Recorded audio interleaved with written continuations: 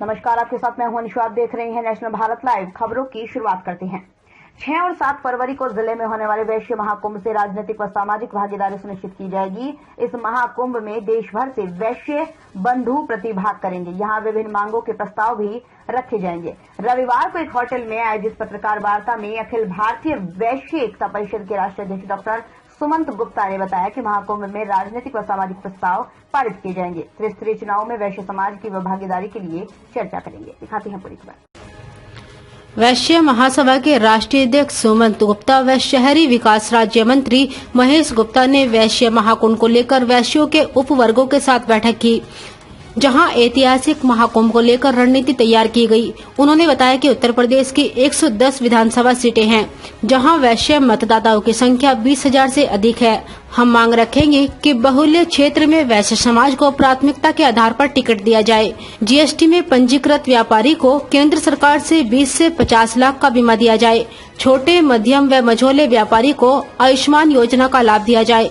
GST में सजा का प्रावधान खत्म हो। सर्वे, छापे जैसी उत्पीड़न वाली कार्रवाई जगहबंद होनी चाहिए। विश्व हिंदू परिषद संख्या के राष्ट्रीय अध्यक्ष रहे स्वर्गीय अशोक प्रस्ताव सिंघल, गीतकार रविंद्र जैन व कलाकार भारत भूषण को भामाशाह रत्न से अलंकृत करने की मांग भी रखेंगे।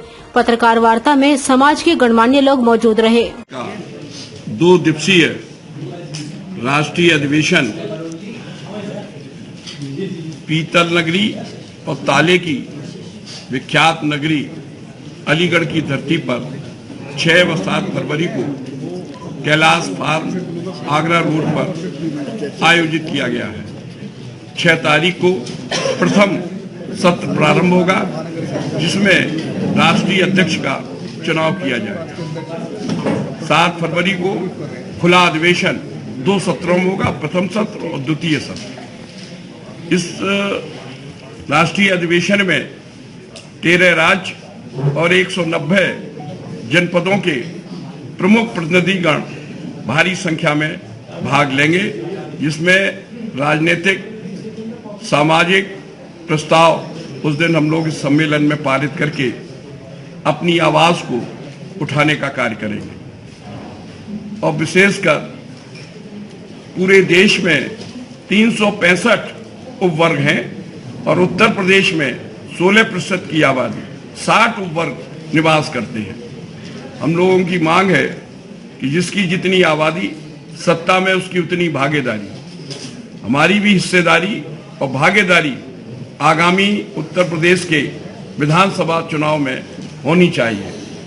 हम लोग मांग करने वाले हैं कि उत्तर प्रदेश में 110 विधानसभा क्षेत्र ऐसे हैं जो वैश्य बाहुल्य हैं, जहां वैश्य मतदाता प्रभावी संख्या में 20,000 से अधिक रहता है, और आरक्षित विधानसभा ऐसे हैं जहां 10,000 से अधिक निर्णायक भूमिका वैश्य समाज के मतदाता के रूप में उसकी है। इसके साथ ही सबसे ज्यादा दान करने वाला, सामाजिक धार्मिक आयोजनों में बढ़ चढ़कर भाग लेने वाला ये समाज, लोगों को राजस्व देने, सरकार के खजाने में राजस्व देने का काम, विभिन्न प्रकार के सेवा के जितने प्रकल्प पूरे देश और प्रदेश में चलते हैं, उसमें बड़ी महती भूमिका अगर किसी के समाज की है तो वह समाज की है।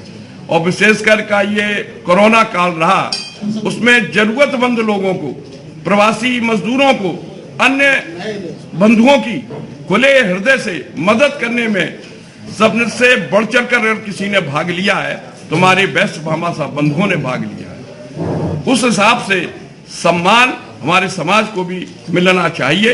इसलिए मांग है कि 110 विधानसभा क्षेत्र वैश्य बाहुल्य हैं, उन स्थानों पर वैश्य समाज के बंधुओं को जो उनके दल में कार्यरत हैं, प्राथमिकता के आधार पर टिकट दिए जाए। कितने टाइम बाद ये चुनाव होता है? कितने साल? 3 साल के बाद ये चुनाव होता है। अब इस बार ये किया गया। इसके साथ ही कुछ राजनीतिक, कुछ सामाजिक, कुछ व्यवसायिक संबंधी भी प्रस्ताव उस दिन हम लोग पारित करने वाले हैं कि वैश्य समाज को भी उन मांगों को सरकार गंभीरता से ध्यान दे कि केंद्र सरकार के द्वारा जीएसटी में जो पंजीकृत व्यापारी, उसको बीमा का लाभ अब तक नहीं मिलता है। हमारी मांग है कि केंद्र सरकार के द्वारा 20 लाख से लेकर 50 लाख रुपए तक के बीमा की राशि केंद्र सरकार के द्वारा सुनिश्चित की जानी चाहिए।